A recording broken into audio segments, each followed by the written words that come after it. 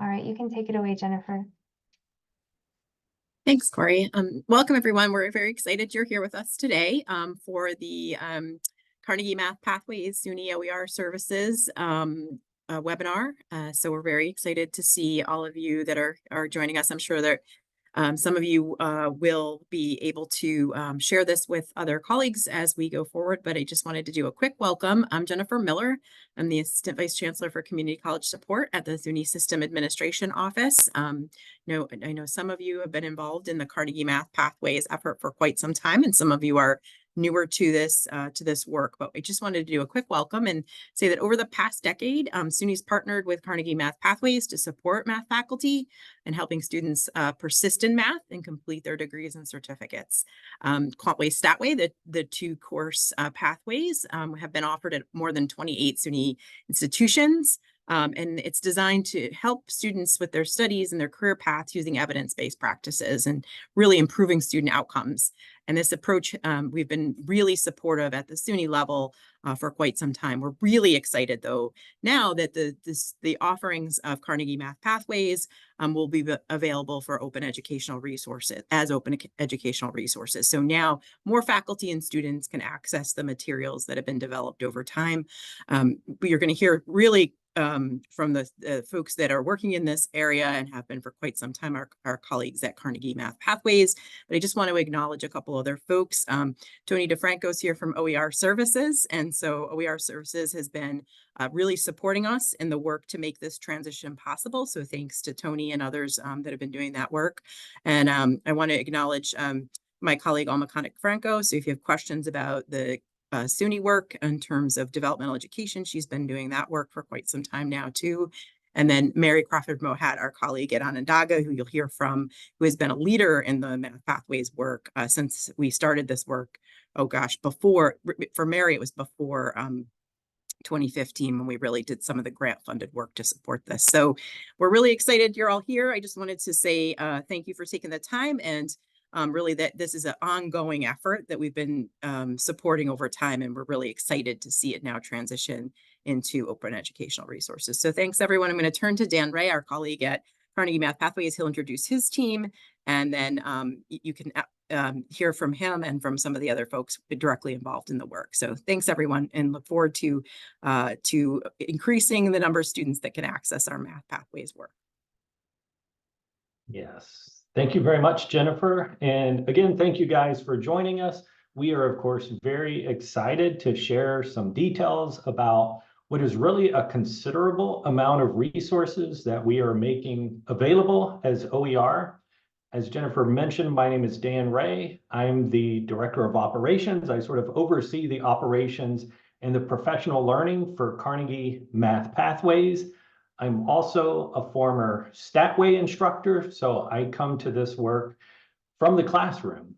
And I'm pleased to have a couple of colleagues joining me here today. First, I will let Lewis introduce himself.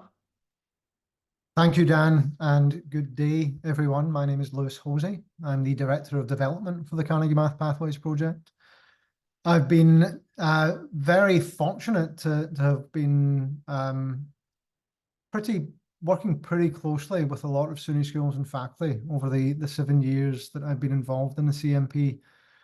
A lot of changes over that time, and this the subject of today's webinar is the biggest and most recent of those changes. So I'm delighted to be here, and I'll be talking a little bit more about our shift to OER and some of the resources that we have made available and how you can access them later in the webinar. So thank you, everyone.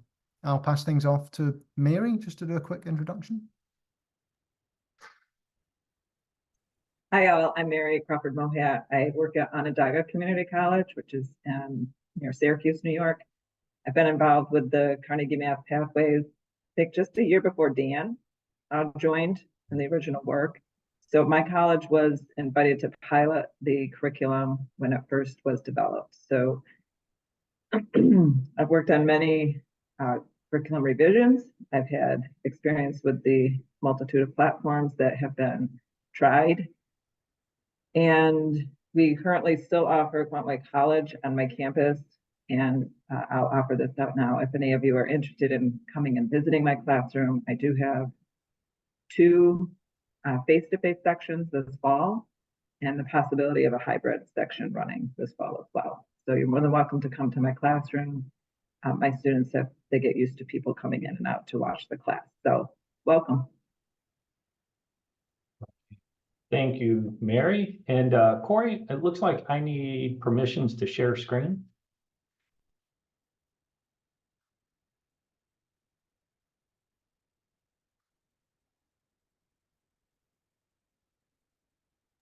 While we're getting that, I'm sorry?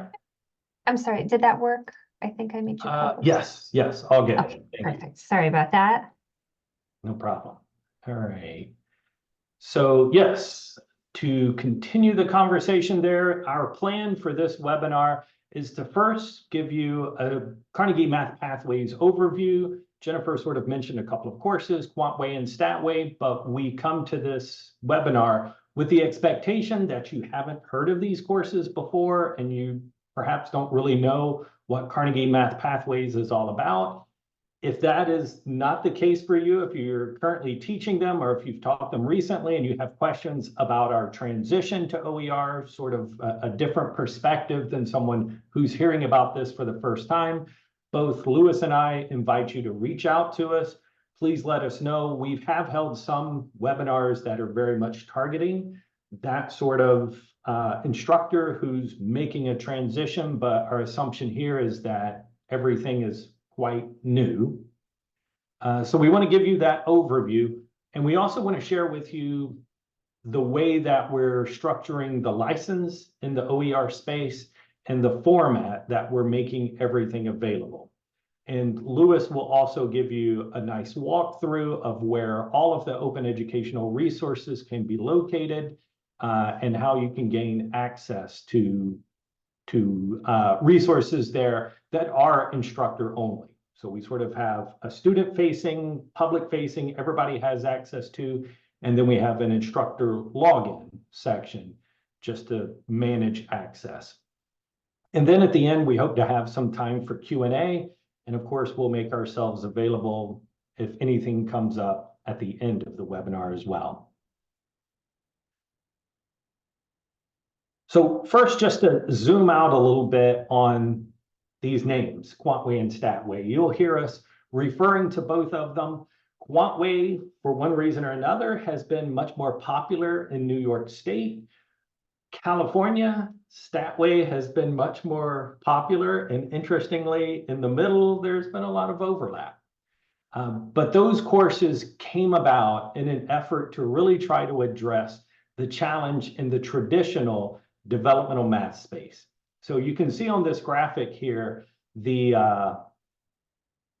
courses that I'll give a little bit of an overview for, but our original intention was to try to address the developmental math challenge in the US, where we saw students coming in, spending 2, sometimes 3, God forbid, even more time in courses in the developmental sequence before they could ever get to transfer level mathematics.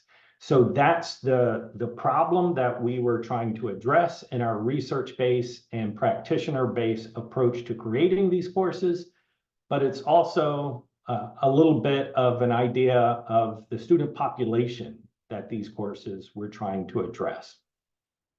I'll start with Quantway. Quantway is now 3 courses from the original 1 course that was designed to support students in quantitative reasoning. The original course, Quantway Core, that you see here at the top of the graphic, was created with the implementation intentions of replacing traditional developmental math sequences. So instead of having students take multiple courses, especially if they're non-STEM majors, this would be a single term replacement for that developmental math sequence. Over the years, we've seen it used in that way and of course, other ways. For example, in Wisconsin, a lot of the technical colleges use Quantway Core as their terminal math program for a lot of their for a lot of their certificate programs, for example. Then within the Quantway realm, we also have Quantway College, which is designed to be a college level quantitative reasoning course that would have the typical learning outcomes that you would see in a QR course, with an emphasis on numeracy, mathematics modeling, and statistics, but still with the same design principles as Quantway Core. And then, of course, in recent years, we've really seen this transition to a co-requisite model. So we've created Quantway College with co-req, with, again, the same design approach to both the college level and the support materials, but with a different student population in mind where those additional supports are needed. So that's the Quantway side of the house. On the Statway side, the original course is actually not represented here. Statway Pathway was the first Carnegie Math Pathways course that was designed to bridge 2 terms to take students who would have been placed in traditional developmental math, but perhaps ultimately needed a statistics credit, and to have them complete that in 2 terms. The reason it's not listed here is outside of the high school context, it became a challenge for institutions to really implement it in the way that it was designed so that those students stayed together in term 1 and term 2, and with the same instructor in term 1 and term 2. You could probably already see the logistical challenges of implementing it in the college setting with that design.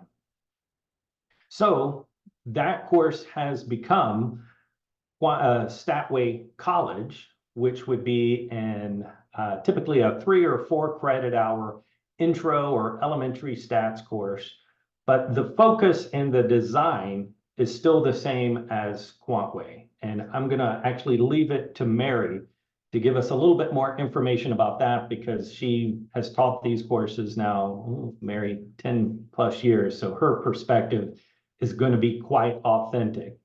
But the design approach is the same as Quantway, but the learning outcomes are much more focused on the conceptual understanding of statistics. And then, of course, the same option there would be Statway College with co-req, with those additional supports and the additional hours. So when you hear Quantway and Statway, we sort of bucket them together into these categories. Mary, I'll let you tell us a little bit about how these courses might be different than a traditional approach. All right, thank you, Dan. So for our campuses to implement this, we went through quite a bit of training initially. And I think when you come into the classroom, you'll see it looks a little bit different than most.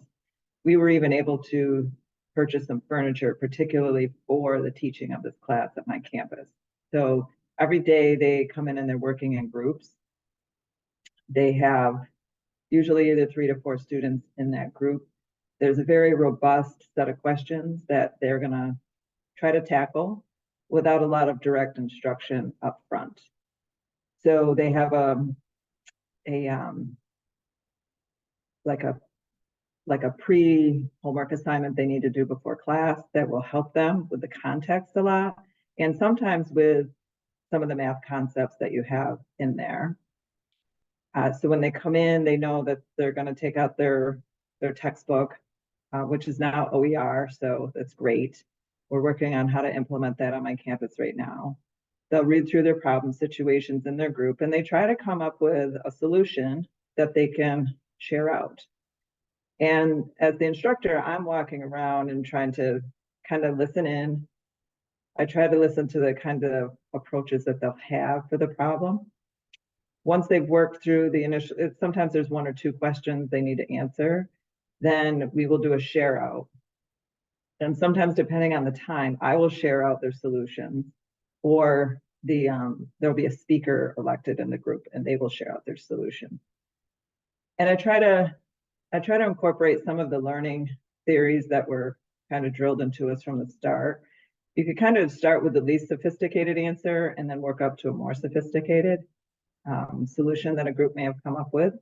The whole intent, though, is to get students to speak about mathematics and build their toolkit. So even though this is how your group may have solved this problem, you're going to listen to how another group solved it and take something away from that. So by the end of the semester, you should have the ability to attack a problem from different perspective than you've had coming in. So at the end of the class, there's several questions that they'll work through. Usually there's one problem situation that we really dive into. Sometimes there's 2 or 3 that will be worked on. But if there's 2 or 3, they're going to be somewhat similar so that they have some practice in class thinking through the problems. And then at the end, I'm going to help them summarize. And we keep some nice summary notes about how the problem was developed, solved, and thought about.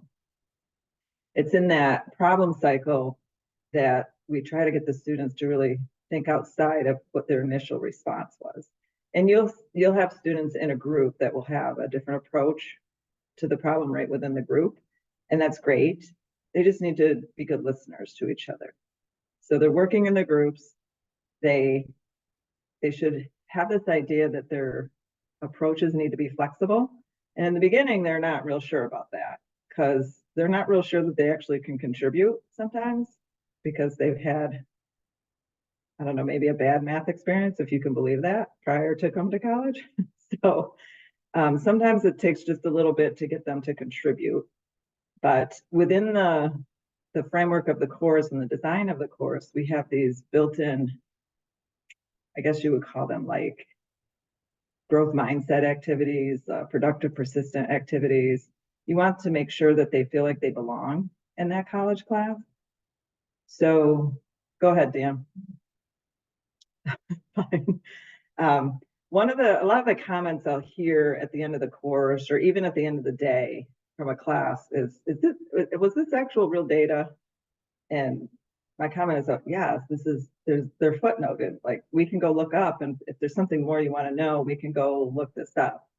And I try to bring some real data. Like one thing that's hard about teaching this class is once you write the curriculum, right, you use real world data, but then in 2 years, it's kind of old news, or even in a year, it's old news. So it gets updated like on 3-year cycles.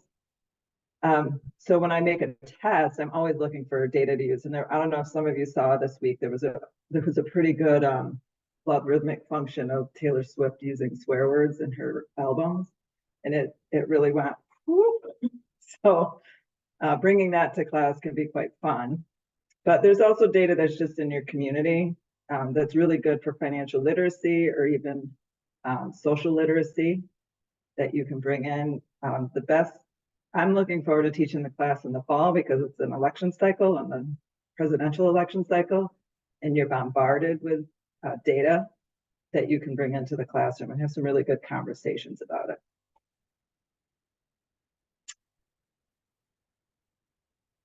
Along with that, I think I mentioned a little bit, we do work in growth mindsets. We have a great article that the students read. Many of mine, especially the adult learners, they'll always ask, can I take this home? Like, I want to share this with my kids. And I've been at this over 10 years now. And what's interesting is growth mindset isn't new anymore. So a lot of my students come in and they've heard about growth mindset at least, but the returning adult students don't always get that exposure. So it's really nice to have them learn about that and learn that the brain is a muscle and it can be flexed and it can grow. And it's not just a one-time thing. Had to learn to use some growth mindset phrases myself, which was challenging when I first started teaching. And I think I've shared the story before. I used to, there's a whole productive persistent package that comes with a curriculum. And it's just so much information. So with a colleague and I that were working together, I said, I got to work these into class, but I just can't think of them on the fly, when I'm talking to students. So I used to write phrases on index cards and I had them in my desk and I would read them, just remind myself of some of these phrases before I went into the classroom. And I would challenge myself to work them in. And then it became, just a normal part of my conversation with students. The sense of belonging that gets incorporated into this course and the group work is very important. When students aren't there, we set it up so they contact each other, basically saying, I see you're not here. When do you want to get together to go over what you missed? And then if the student isn't reaching out, I reach out, making sure that they are connected to us. So there should be a strong sense of belonging into the college classroom, which then translates to belonging at school.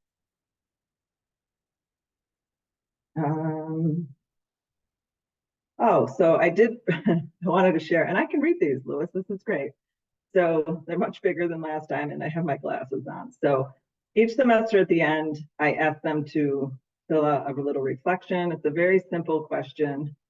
Write a well-developed paragraph where you reflect on the past semester, your work in Math 104, which is quantitative Quant-Way College course. And if you had a chance to change something about what you did or didn't do, what would that be? And I get a variety of responses, so I thought I would share a couple that touch on that the students actually kind of spoke about their sense of belonging, the content of the course, and their growth mindset. So this student says, this semester taught me that when I put the work in, I will gain good grades in return. I've always struggled in school and always barely passed, but this semester taught me I am smart. I just needed to find what worked for me. Math 104 was a class that I loved. It was a class I got one of my 100 on, a test, and helped me grow in my academic confidence. If I could go back and change something, I would go back and just change the mindset I had beginning. I felt I wasn't going to be smart enough for college. I now realize I was wrong. So right there talks about them belonging and what their brain is able to do. There's another one, Dan. Same prompt. Over the semester, I had a lot of highs and lows with the content of this class. I really enjoyed the fact that we were seated in groups because it was helpful for us to put our brains together and figure problems out as a group. Multiple opinions can help narrow down the answer. If I could change one thing, I would go back and put more effort into the online prep. And that's talking about the pre-class work they need to do, because it was helpful with the classwork. I made some friends in this class due to the group seating, and I will miss coming here. I pretty much understood the content in the class, and I think it was a good fit for me. So again, this is a student who probably wasn't real sure that they belonged or even belonged to college, and they walked away with some good friendships. And I think there is one more. Honestly, this is probably the most useful math class. I personally enjoyed it and learned so much about leases, renting, percentages, all life skills that are needed in the future. I wouldn't change anything. This was overall one of my favorite classes. Thank you. So again, a lot of the comments about the class are always, wow, this is like math I'm actually going to use. So I don't ever really get the question, when am I going to use this when I'm teaching this class? So I hope you enjoyed the student voices, at least on this.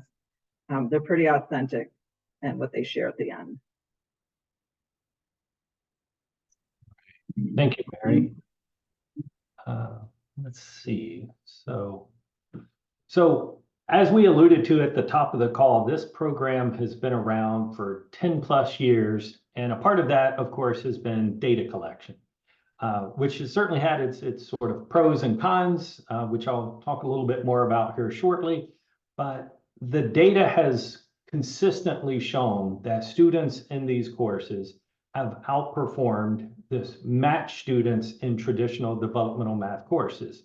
You can see here on these two graphs, we have the success rates, which overall, keep in mind, our comparison group has always been students who are in a developmental math sequence, actually getting to transfer level math credit. And then you can also see how enrollment has grown.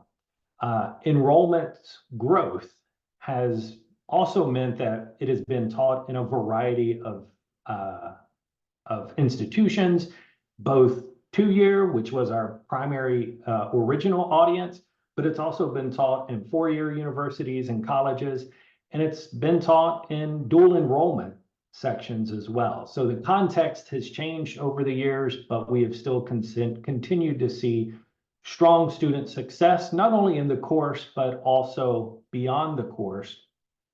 And in the chat, I'm just going to put a link if you would like to learn more. That's the link to our website that has all of the reports that have been published over the past 12 years. Which really gets us to this question of why OER and why now? As you saw in the previous slide, collecting data over years around just one piece of information, student success, has meant managing access to the courses. And actually, even as we speak, there's a randomized controlled trial going on with Statway College with CoRec, where we are randomizing students into those sections. And then the comparison has always been students who are not in those sections. In that case, the comparison is just a traditional intro to stats with CoRec course being offered at the same campus. But whenever you're researching an intervention, you always want to have a comparison group that you are looking at to see whether or not the thing that you're testing is being effective. So because of that, we always had to sort of manage access. And a part of that management of the access has been the organizations and institutions that were teaching these courses had to have memorandums of understanding around the work and the data sharing that would happen back with Carnegie Math Pathways. And after 10 plus years and consistently seeing the sort of results that we were seeing, it just makes sense to make those resources, which, by the way, Mary alluded to the fact that they have to be updated. We were very intentional in updating them for this academic year so that we would be able to make this transition with current context. But also the field itself and OER has just gotten so much more of a footprint in organizations that this is the way to take something that's proven, that has the data to back that up, and to put it out there to increase access, and in particular, equitable access, if you can make it available at no or low cost. All right, with that, Lewis, I believe I am handing things off to you, and I'll stop my screen share. Yes, and Corey, I wonder if I could get screen sharing capabilities also. Thank you so much. I think that should have worked. Sorry about that. I should have done this at the start. No problem at all, no problem at all. Thank you, Dan. So as Dan mentioned at the top of the hour, we will spend a good 15-20 minutes actually exploring the new Carnegie Math Pathways OER website. And I'll be showcasing how you can get access to both the student-facing materials and instructor-facing materials, in addition to a whole bunch of other stuff that is part of the OER transition.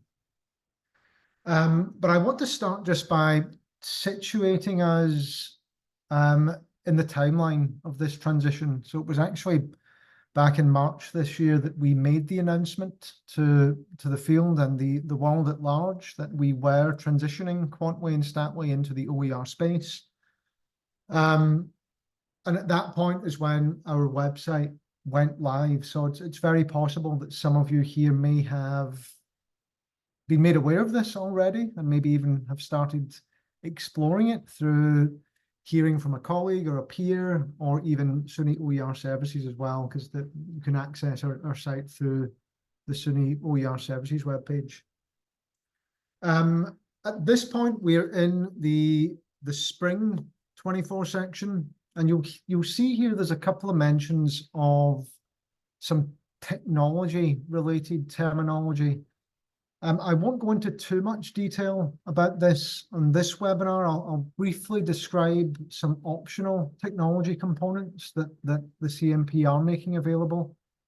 But I won't go into too much detail. I'll show where you can find a page on our website to read more about it if that's something you want to explore.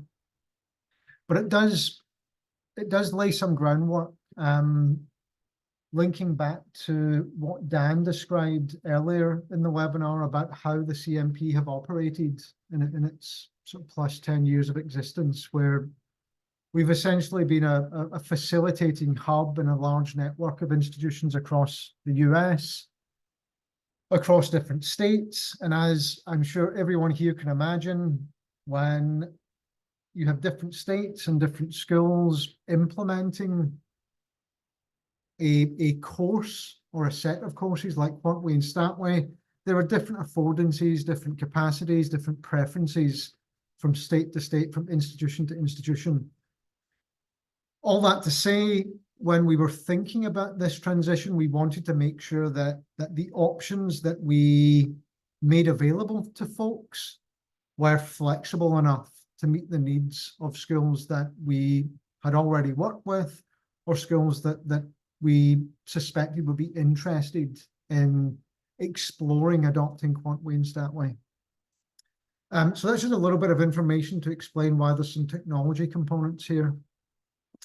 And again, for background information, the technology component that we use is termed Realize It. So you might hear me mention that once or twice later in the webinar. The journey that's brought us here started formally maybe 15 months back now. We had, at various points over the 7 years of my time with the CMP, brought up the concept of OER. We would hear about it, its presence, and in the education space on occasion, and we would use that to reflect upon how we might operate in an OER model. But it was really 15 months ago that we started to formalize what it would look like. And we consulted with Creative Commons, who are the primary body who developed both a legal framework and a license framework to facilitate the release of created materials into an open landscape. Through those discussions, we landed upon applying a CC BY NC license to all our materials.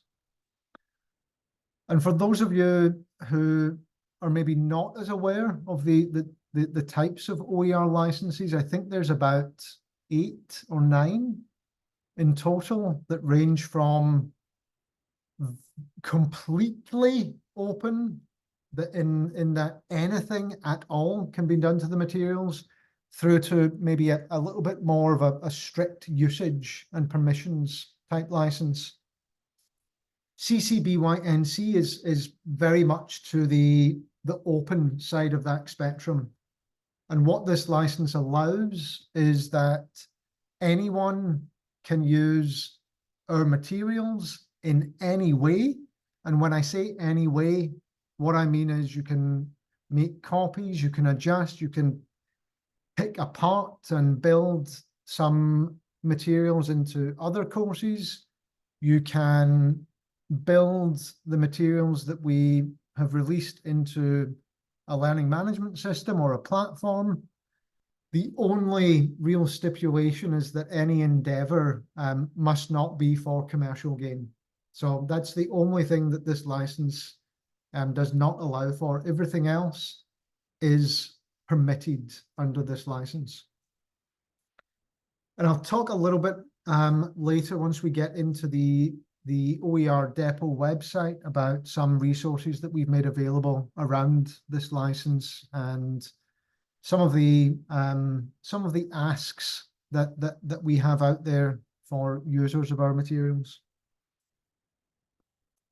To further make it easy for our materials to be accessed, we gave a lot of consideration to the format that we wanted to release the materials in, whether it was going to be as PDFs or Word. But eventually, given the decision to go with a CC BY NC license, which encourages innovation, we wanted to use a platform and use a vehicle that promoted that intent. So we have made everything available in Google Doc format, and I'll showcase a few little beneficial features of Google Docs later in the webinar. I assume all, if not the majority of folks here will know, but we can of course export Google Docs into different formats as well. So again, we're ticking a lot of boxes here by going with a Google Docs format. Okay. So what I'd like to do now is I'm going to shift my screen a little bit, and I'm going to go into our the new CMP OER website. As I mentioned a few minutes back, you can access our OER site through the SUNY OER services page. Some of you may have noticed for the past while we've had a little banner notification on the homepage here that takes you to the OER carnegiemathpathways.org site. Once you get there, you'll land on the homepage of the OER website. And if I scroll down, I'm going to make this a little bit wider. If you scroll down, what you'll see is a series of tiles, each representing a specific area of the website. I'm going to spend most of my time in this webinar in the OER curriculum area, but I do encourage you to navigate to the website, and I'll put it into the chat. I will be inviting you to do some other activities on the site in a few moments. But I do encourage you to go and explore student support package area, which links back to what we had from Mary around productive persistence supports in Quantware Statway materials. And there are print services as well, if that's something that you and your students prefer in a mathematics classroom, is to have a consumable, and some PD options as well. But I'm going to spend most of the time in OER curriculum. So I'm going to click on this tile. And we'll see here that I'm first taken to an OER Core Solutions menu page. And we can see, again, using the tile design, I have 6 courses in total. These 6, of course, are the courses that we heard Dan describe at the beginning of the webinar. I can hover over and get a brief description of the particular course. But for this webinar, given Quantway Core and I know Mary at Onondaga uses Quantway College, we still see a lot of use and interest in Quantway Core throughout New York State. So I'm going to use Quantway Core here. If I click into Quantway Core, I have a very brief description, overview description of this course, a little bit more detail about what makes up the course, some implementation recommendations, a few links to optional technology and textbook processes. And if I further scroll down, I'm taken to a downloads area. And this downloads area can, of course, also be accessed by clicking the downloads button here at the top right. In this downloads area, you'll notice that I have 2 columns of materials. I have student materials here, and I have instructor materials here.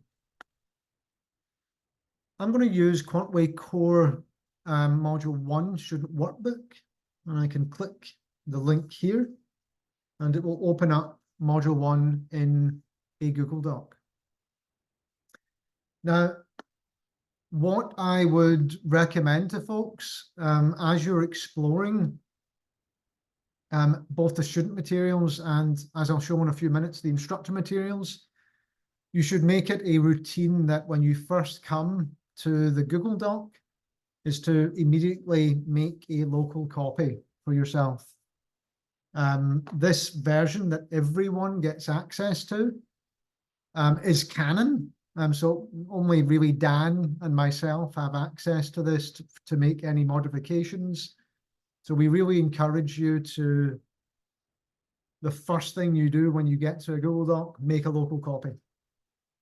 And that way you can start adjusting, you can print it, you can share that local copy with students, you can do whatever you want with that local copy. Second thing I recommend is using the outline icon on the left in Google Docs. And what this does is it showcases the way in which we've structured each of these module documents by using clear sort of title and title nesting throughout the documents. So it makes it very easy to navigate to specific sections in specific lessons throughout the material. The first page of each module document is always a table of content. So this does more or less the same thing with each of these bookmarks attached to that specific activity in the module. So you can see here that for each of these units within this module, and this ties back to what we heard from Mary earlier in this webinar, we've got different components that make up a unit.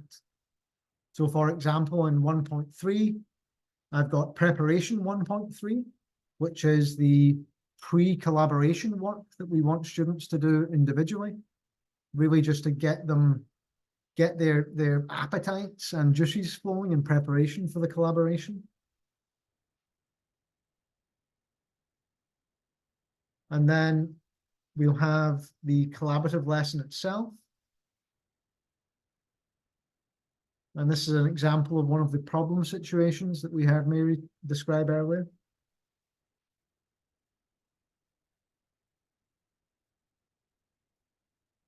And then finally, an exercise. And this would be something that students would do outside of class after the collaboration. So that's just a couple of things about the structure of these student-facing materials in Google Docs. As most of you might know, and as I mentioned a few minutes ago, we can, of course, download Google Docs in various formats if we do have a preference of working with material in Word, for example, or if we want to post materials as PDFs in our courses learning management shell, for example. I'm going to navigate back to the CMP OER site now. And some of you may have noticed that in the instructor materials column, I can see some listings, some items listed here, but they're grayed out. What this means is that my access at this point is completely public. I don't have an account yet on the website. The reason for this is we wanted to make sure that we could confidently maintain the robustness of the instructor materials. So that's why we have implemented a light touch vetting process to ensure that the instructor materials are maintain robustness and will be used in an appropriate manner. Very quick to get vetted and signed up. If I scroll up to the top and click sign up, a very basic form, first name, last name, email address, institution and role, and some options around communication preferences. If that's something that you want to do, I do invite you to do that right now.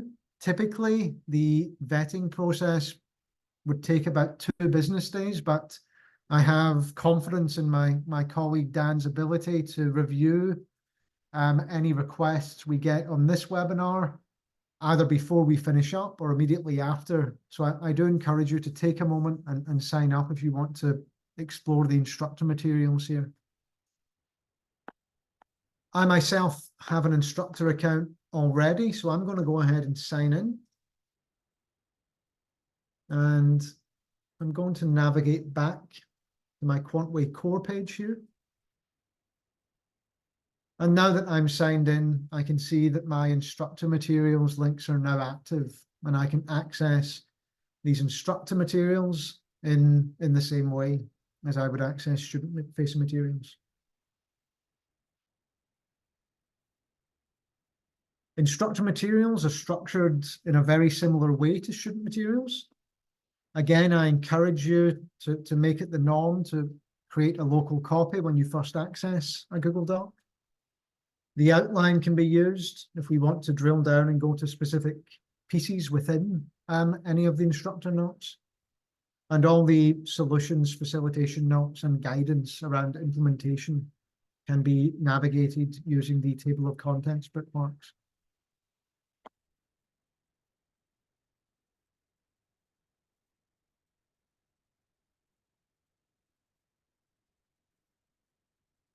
Navigating back to the Quantway core page in the website, I want to call out just a few final things. You may have noticed that at the top right of the downloads area, I have a couple of other links, and these are links to pages within the website that you can access to get a little bit more information about what we have done accessibility-wise with these materials. A bit more information about licensing and attribution, and some guidance and step-by-step instructions around making modifications and exporting the materials. You have noted in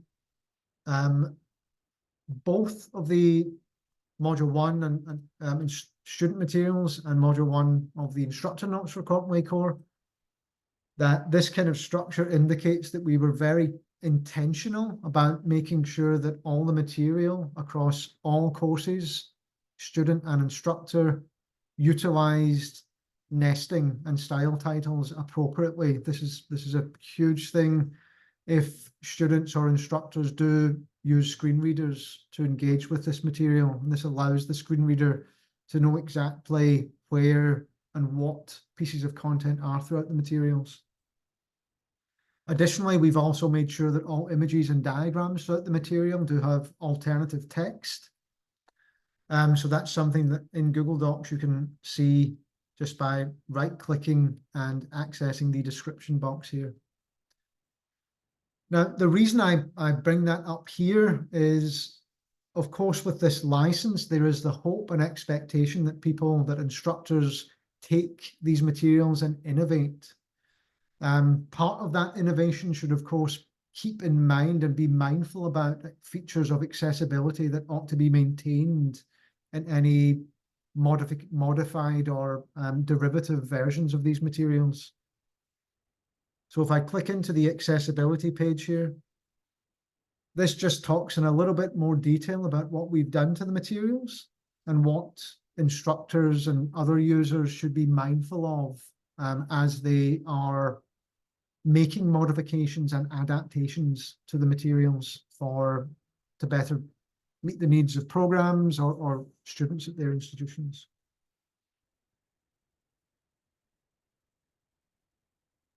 In terms of the license, and you'll see here attribution. Attribution within an open licensing framework means that we would very much appreciate that if materials are used by anyone, whether that's an instructor or a member of the public, and some modifications are made to those materials, that we would very much appreciate a statement of attribution be put on the derivative materials. And what that actually means can be found on the attribution page. It's very simple. There's a few examples halfway down the page here. And what this statement of attribution does is that it is simply saying that these are materials that I have made modifications to. The original creator of the materials is Carnegie Math Pathways, and you can find the original at this location. So that's all the attribution statement is doing, is giving the original creator some credit for being the creator of the initial documents and materials. So a few examples here that you're welcome to copy and adjust and put into any new materials that you create. Final thing would be modification support. I've touched upon a few of these processes already. This just goes into a little bit more step-by-step grain size around making local copies and edits in Google Docs, sharing access to a Google Doc, exporting Google Docs in various formats, and some hints and tips for applying accessibility characteristics in Google Docs as well.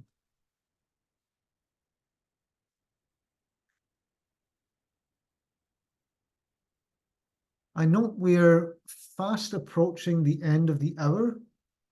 I'll leave you all with an invitation again to explore other areas of the website. I'll go into the courseware page just very briefly before opening things up for some questions. This links back to the notion around wanting there to be many different types of implementation available to schools across the country. So although our materials are now OER and the license that we've attached to those materials grants quite a wide range of innovation opportunities and potentially the building of those materials in your own LMS or some other affiliated platform, we know that the capacity to do that is maybe not something available at all institutions, and some institutions themselves might prefer just having something a bit that's pre-built and locked down. So given that, we did want to at least have an option for those schools to utilize a Portware Statway courseware technology platform. So I invite you to explore this page at your own desire. And of course, you're very welcome to reach out to Dan, myself, and I'm sure Mary as well, if specific questions come up around implementation at your school campus. So I'll pause there. That's a nice 6 minutes and a minute quicker than scheduled. If we've got questions, either in the chat, we can unmute ourselves and throw things out. Thank you. Yes, hi, this is Todd Sloan with Finger Lakes Community College. I was going to put my question in chat, but I realized we're kind of a small group, so here I am. First of all, this looks fantastic. I've already sent a message to a couple colleagues about both the content and clearly all the work that's done on best practices for instruction too. So it's really very exciting. I just kind of had I don't know, maybe it's a logistical question, but obviously SUNY is supporting the project. Do you anticipate any, that this may be shared through SUNY SOAR, or will the primary method of distribution be what you shared with us today, right through the OER site on Carnegie Pathways? I can add a quick answer, Dan, but yeah, feel free to Go ahead. let your thoughts percolate. As I showcase, the way things are currently set up is that we are, of course, leveraging and working closely with SUNY OER services to promote these materials. So there is the possibility of accessing our website through SUNY OER website. But in terms of actually where these materials will be hosted long term, they will be hosted on our website. And the primary reason for that, as I think alluded to by both Mary and Dan, is that we do conduct ongoing updates to these materials given the real use or the use of real data, and we need a way to do that easily. So you don't want to do that for 50 states in the US and then numerous other countries, huh? Oh, No, yeah. thank you. I was just teasing out the connection between SOAR there. So thank you very much. I appreciate it. Todd, I'll jump in quickly here. So as Lewis pointed out, because these are openly licensed materials, you can put them into the SUNY Open Access Repository if you choose, but again, they just won't be updated. Yeah, there'll be like frozen kind of snapshots of the material if you'd Mhm. Yeah, no, that's wonderful. That makes a lot of sense. And I've already seen some of the implementation, so it looks like you'd be probably a smarter thing for us to do would be to embed you in Brightspace at the local level within our institution. So, okay, thank you. Yes.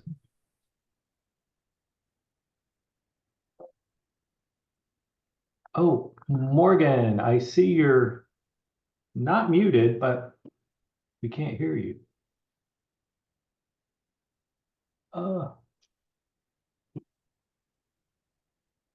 No, I'm sorry.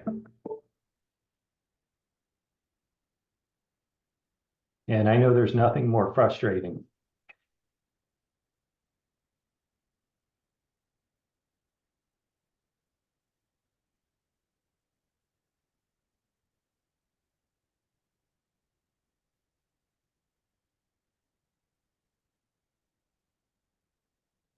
Oh, all right. While Morgan's typing that in, I'll just quickly say, Lewis showed you the drive space there. I definitely encourage you, first of all, those of you who have requested access, including Morgan, I've already approved you, so you should have an email allowing you to set up your password so that you'll have instructor access.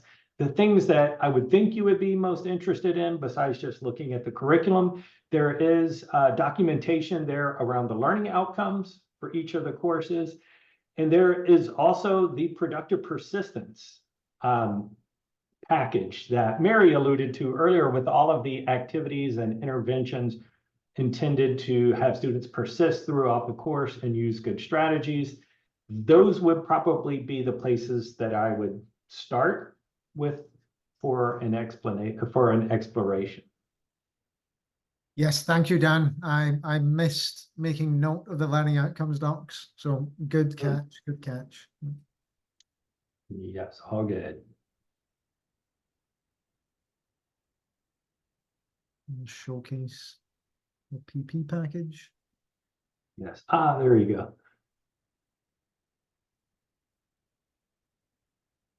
Oh, Mary, that's a question for you. Ideal group size for collaborative learning. Oh, it's a great question. So I guess my advice would be depends on the class size. So when we first started teaching this, when we piloted, I only had, I think, 6 students sign up for the class, but we were obligated to run, so the college should run it. And that was super tricky. But for variety and responses, I made them groups of 2 so that I had at least 3, things that we could share back together. But now that we've established the course, and generally I have a full class of 25, 24. I try to do groups of 3 as my favorite because of the size of our desks, I feel like. If I have to do a group of 4, then I go that way. But for me, the 3 seems to be a good size for them to have a conversation and also get a couple of perspectives on something. I think if you ask that question to other people teaching the class, they would say you might get a variety of answers between 3 to 5.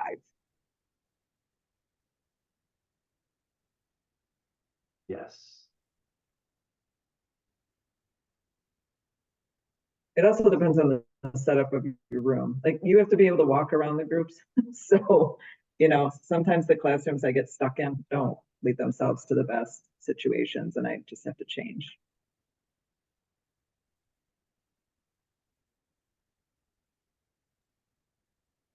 I think we are just about at time. Any last questions for our presenters?